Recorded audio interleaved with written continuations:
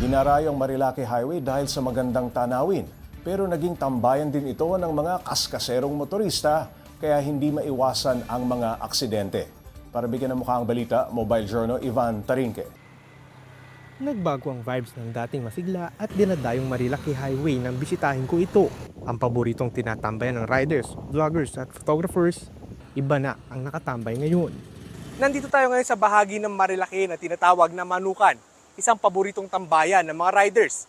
Pero ngayon, hindi mga riders ang sasalubong sayo, kundi HPG, LTO at mga barangay personnel. Kasunod ito ng nag-viral na video ng aksidente sa Marilaki na kinasangkutan ng ilang motorcycle riders. Kaya't kaliwat kanan na ang mga checkpoint, mga motor, private vehicles at cargo trucks. Lahat hinapara at sinusuri.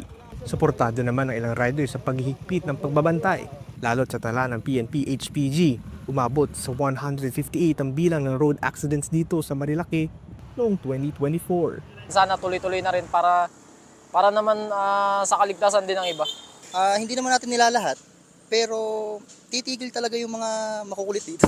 I mean yung mga reckless driving kung tawagin. Bukod sa mga permanenteng outpost sa ilang bahagi ng Marilaki, may mga police mobile din na nagraronda sa lugar. Hindi na rin papayagan ng mga vloggers at photographers na tambayan ng kalsada. At para sa mapasaway na riders na naaksidente at nakadamay ng iba, may kinakaharap pa rin silang pananagutan sa batas. Subukan nilang pumunta ngayon at pag-aarestuhin namin sila.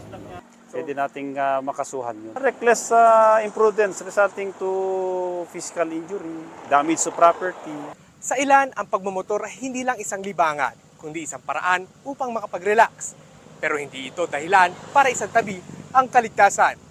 Mobile Journal Ivan Tarinque po, hatid ang mukha ng balita.